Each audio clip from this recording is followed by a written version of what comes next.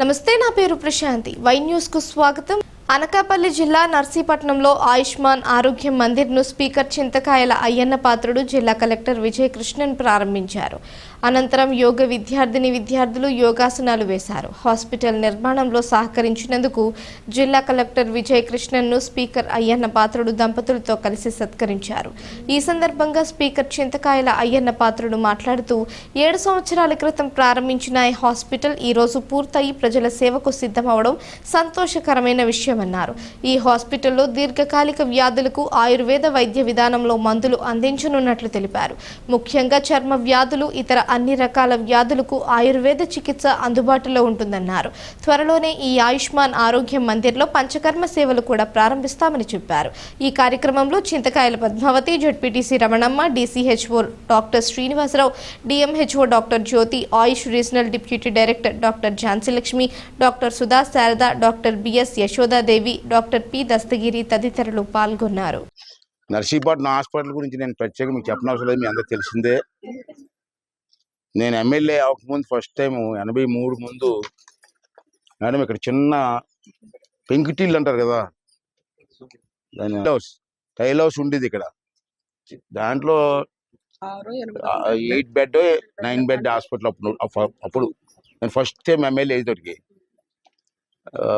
చూసి దీన్ని develop site ఉంది, బాగానే ఉంది, హాస్పిటల్ అనుకున్నా.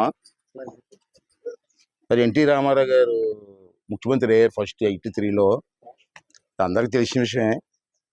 అప్పుడు యంగెస్ట్ ఎమ్మెల్యే నేను ఆంధ్రాలో. అతను ఎందుకు యంగెస్ట్ ఎమ్మెల్యే ఎవరంటే పలానా అయ్యన్న పాత్రుడు గారు అంటే పిలమన్నారు. పిలవమంటే అప్పుడు వెళ్ళాను. నేను వెళ్తే చూసి నీ వయసు ఎంత అంటే 25 years అన్నాను. ఎవరు యంగెస్ట్ ఎమ్మెల్యే స్టేట్ అన్నాడు, భుజం తట్టేలాగా. అతను రామారావు గారు స్టైల్ మీకు తెలుసు కదా, ఏం వరం కావాలో కోరుకో అన్నాడు. అంటే నేను అన్నాను, మాకు హాస్పిటల్ కావాలి సార్ అన్నాను. ఓకే, హాస్పిటల్ లేదా అన్నాడు. లేదు సార్ అన్నాను. ఓకే అని చెప్పి 100 బెడ్ హాస్పిటల్ ఫైల్ తెమ్మని చెప్పి సంపించాడు. అలా పుట్టింది హాస్పిటల్. తర్వాత అలాగే ఎదుర్కొంటూ వచ్చింది. ఎంతో ఏజెన్సీ ఏరియా కూడా ఇక్కడికి వస్తారు ఎక్కువ. తర్వాత చింతపల్లి కానీ పాడేరు కానీ 9 హాస్పిటల్ ఉండేవి కాదు. చంద్రబాబు వచ్చింది, డెవలప్ అయింది. అయినా సరే ఏజెన్సీ కానీ ఇక్కడికి వస్తారు. అక్కడ తున్నించి కూడా డెలివరీకి ఇక్కడికి వస్తారు. డెలివరీ స్పెషాలిటీ ఇది ఇక్కడ మొదటి నుంచి. తున్నించి వచ్చేస్తారు. నేను అడిగే మీ హాస్పిటల్ ఉంది కదా అంటే లేదండి ఇక్కడికి వచ్చేస్తారు. అంత ఫేమస్ హాస్పిటల్ అమ్మా. అది మొదటి నుంచి నాకు అదే ఇంట్రెస్ట్, 10 మంది పనికి వస్తాయని చేసాం. హాస్పిటల్ కూడా దీన్ని ఇప్పుడు 150 హాస్పిటల్ యాక్చువల్గా జియో ప్రకారంగా అయితే 150, కానీ అనాథరైజ్డ్గా 220 ఉంది ఇక్కడ ఎక్స్ట్రా. సరే అలా మెయింటైన్ చేస్తున్నాం అనుకోండి. యాజ్ ఫర్ జియో అయితే 150. నేను మొన్న హెల్త్ మినిస్టర్ గారికి కూడా డిఓ లెటర్ పంపించాను. ఆల్రెడీ బెడ్స్ ఉన్నాయి, అన్నీ ఉన్నాయి, మేము రన్ చేస్తాను, మీరు జియో ఇవ్వండి సార్ అంటే 200 బెడ్కి అప్గ్రేడ్ చేయడానికి ఒప్పుకుంది, గవర్నమెంట్ ఒప్పుకుంది. ఇది గోయింగ్ అని అనుకున్నాను. ఫైల్ కూడా రన్ అవుతుంది, ఆటోమేటిక్గా అయిపోతుంది. అంతవరకు ఓకే. దీన్ని ఇంకా స్ట్రీమ్ లైన్ చేయాలమ్మా. చాలు, ఇంత అంతకంటే అవసరం లేదు. అనకాపల్లి ఉంది, ఇప్పుడు ఇక్కడికి వచ్చింది, తూను ఉంది, అన్ని హాస్పిటల్ కూడా బాగా డెవలప్ అయ్యాయి. కాబట్టి ఇది లోడ్ తగ్గుతుంది నా దృష్టిలో. అయితే దీన్ని ఇలాగే మెయింటైన్ చేస్తే సరిపోద్దమ్మా. మా స్టాఫ్ అందరికీ స్టాఫ్ అవసరం లేదు.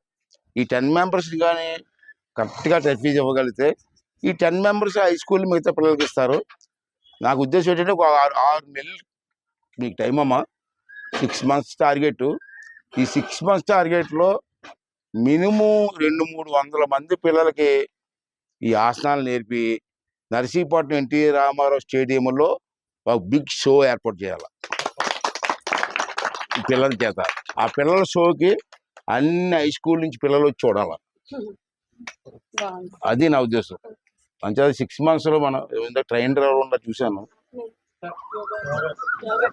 యోగా ట్రైనర్ ఉన్నారు. బాబు నువ్వు నీదే బాధ్యత. మినిమం 200 మందికి ట్రైనింగ్. 200 మంది షో పెడదాం. హై స్కూల్లో అందరు పిల్లలు పిలుద్దాం, స్టేడియంలో కూర్చోబెడదాం, ఈ పిల్లల చేత ఆసనాలు వేద్దాం. వాళ్ళు చూసి వాళ్ళు కూడా ఇంట్రెస్ట్ పడుతుంది.